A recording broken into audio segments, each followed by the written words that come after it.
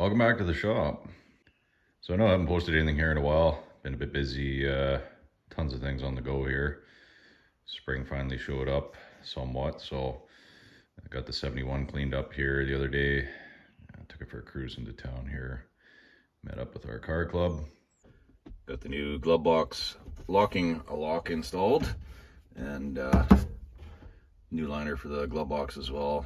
The old one was falling apart, so grab one of those. Pretty happy with that. Took it for a shakedown. There's always a couple issues after they've been sitting all winter. It was running super lean with that PCV valve we installed now. So I just changed out the metering rods and the carb there yesterday. Haven't had a chance to take it for a scoot yet and see. Hopefully it's a little better. It was definitely down on power. If these metering rods don't do the trick, I think I'll probably have to step up the jets to the next size. The other issue I had was kind of a strange whining noise right around 2000 RPM.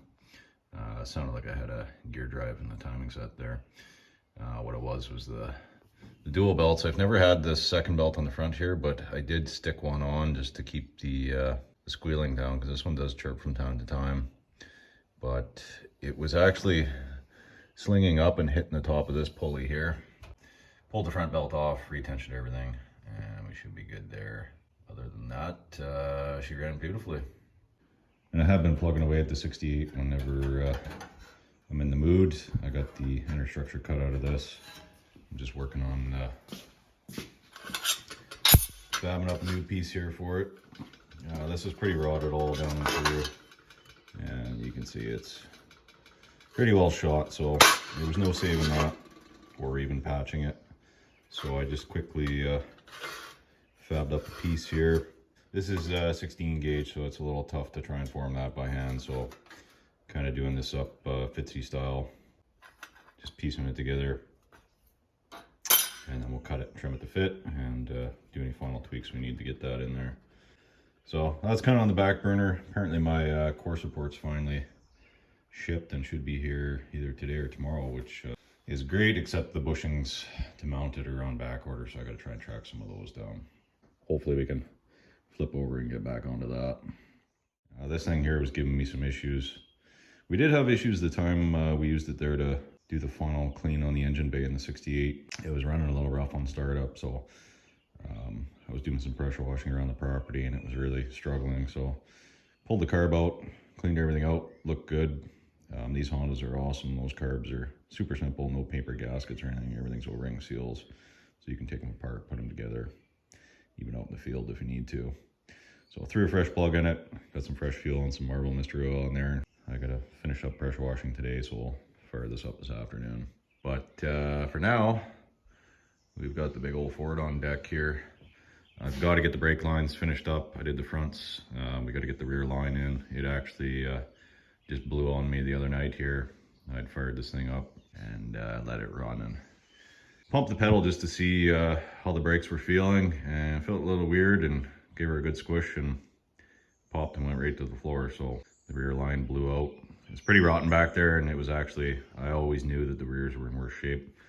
So I'm gonna go ahead today. I've got to do a bit of wire wheeling and cleaning on the frame too. It's getting pretty crusty in a few spots, so we'll get her all freshened up. And then you can see she's got no mirrors on it right now, because I just popped them off to finally deal with this ugliness here. This truck's in really good shape, but any of you guys that know these trucks, even if you got a pristine truck, these mirrors are always completely trashed. They're all obsolete now, pretty much impossible to find. Aftermarket ones are complete junk.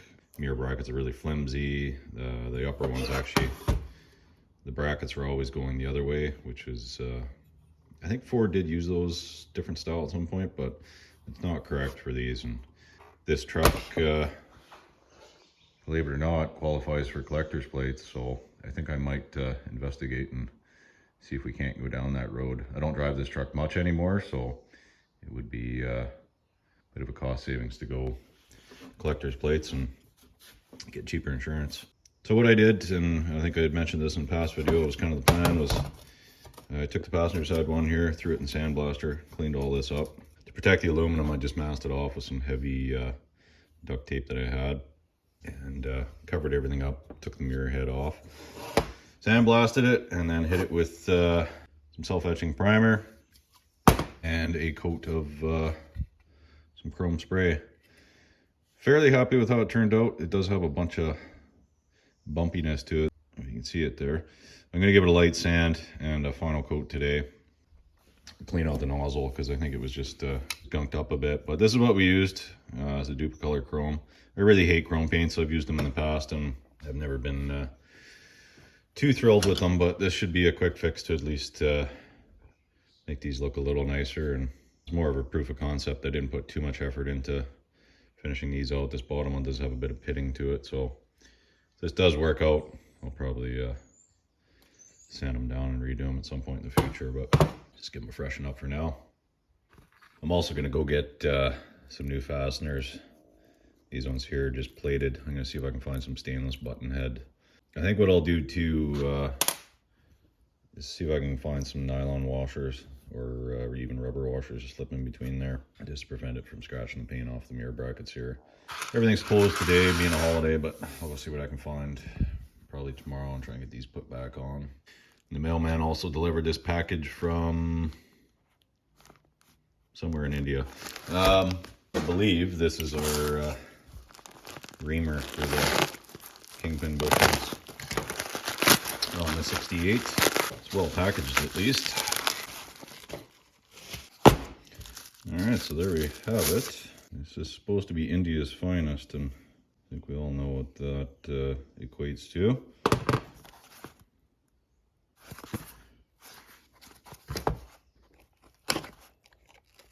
Not sure whether this is really old or just the way it is, but this is the pilot here for it.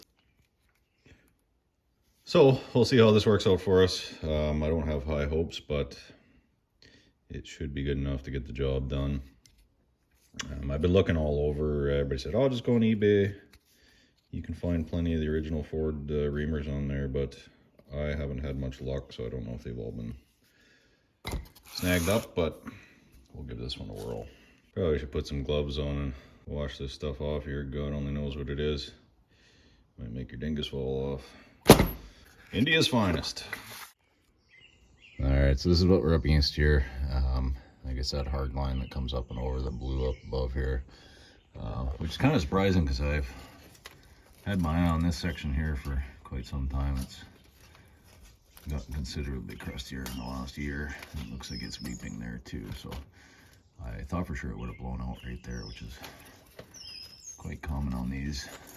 I'm gonna go ahead, I did a rear diff service on this a few years back and was lazy and never painted the cover while I had it off, so I'm just gonna go through, wire wheel everything and hit it with a wire brush and just shoot a coat of paint on here, get things tidied up and help protect them a bit. And we'll try and wrestle the new line in here. Kind of been dreading this one because I don't think it's gonna be easy to feed it through, but hopefully should go fairly smoothly.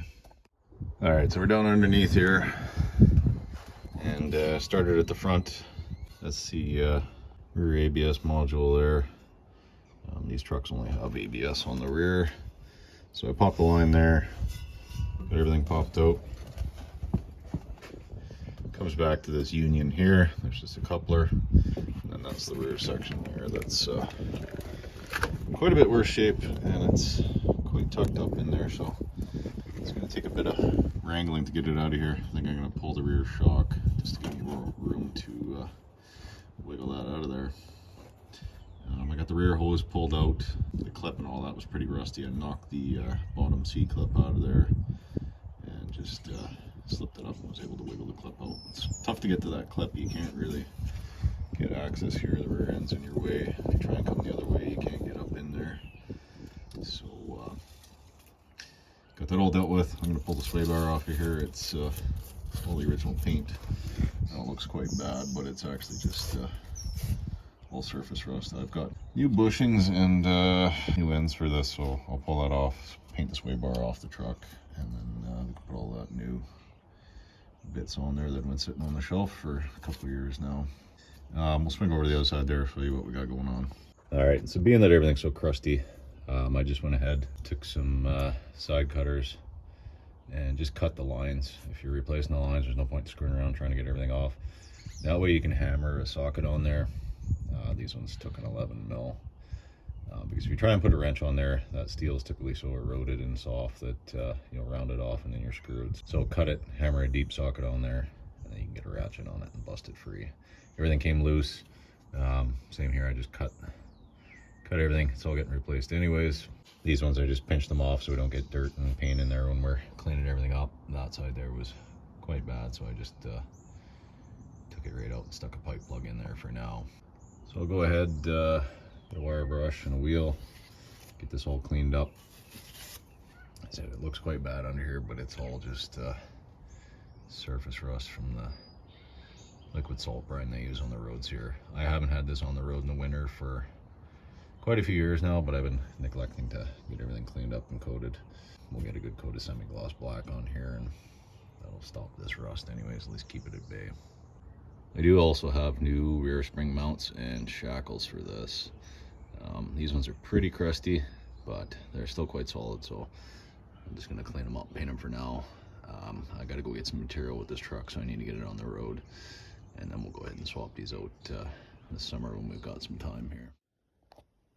And these are the lines we're going to be installing here. I mentioned these in a previous video talking about the issues of stainless steel brake lines. Would I use them again? In hindsight, probably not. I'd probably just go with the coated steel. If you watch that video, reason being is it's really a bugger to get the fittings to seal up on these sometimes. But this is a nice kit. I opted for the stainless because it's going to be the longest lasting. And here on the west coast we do have fairly salty air, being that we're right on the water, and like I said, the winter time it's pretty damp around here as well. So it's a nice complete kit. It's supposed to be bent to factory specs. I've found that it's not quite the same. It says here redesigned for easier shipping, blah blah blah. So some of the bends don't quite line up, so you've just got to look at your little diagram here and figure out what's what. It is nice quality stuff, so I think once we get it in there and get it sealed up, it should be good. It'll definitely be better than this stuff here. This front section wasn't bad. It's pretty protected up inside the frame there in some spots, but right where it goes into the rear ABS, it was getting pretty rotten. And these spring covers can be deceiving because up inside that there is just complete rot. So it's definitely something to be aware of. I just had a friend of mine here. She had a couple lines blow out in her van. Fortunately, same as me, it happened in the driveway. So if you live anywhere that uses salt on the roads, or you're near the ocean, keep an eye on your brake lines. It's a scary feeling when it goes to the floor on you, even in the driveway. And you got to really make sure to check close, because I mean, like, this line looks beautiful. And it's just that last, it was actually only the last 2 inches on this one that blew out. It was completely rotted inside. I'm sure this here isn't much better, but something to be aware of. So it could have ended badly. And even in the best case scenario, you'll probably your pants, so nobody wants to deal with that. Check your brake lines. I did also get the cooler line set for the transmission cooler. I'm probably not going to worry about that right now. I bought them just because it was cheaper to have it all shipped at once. But down the road, we'll go ahead and swap those out as well. So that's all for today.